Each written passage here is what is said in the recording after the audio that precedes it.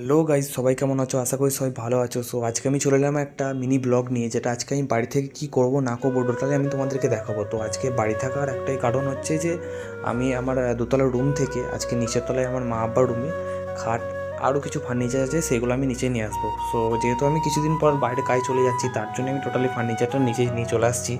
আর আপাতত আমি এখন এই রুমেতে থাকবো কিছুদিন, তো তার জন্য কিছু এখানে যেমন টিভি আর কিছু ফার্নিচার আছে, সেগুলো আমি এখন নিচে নিয়ে চলে আসবো।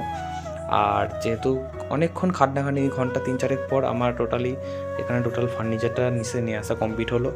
অ্যান্ড কী বলবো, আজকে প্রচণ্ড খাটনি হয়েছে, এতটা লেভেলে খাটনি হয়েছে তোমাদের বলে বোঝাতে পারবো না। আর আমি যেহেতু এই রুমে থাকবো, এই রুমে আমার টিভিটা নিয়ে চলে এসেছি আমি।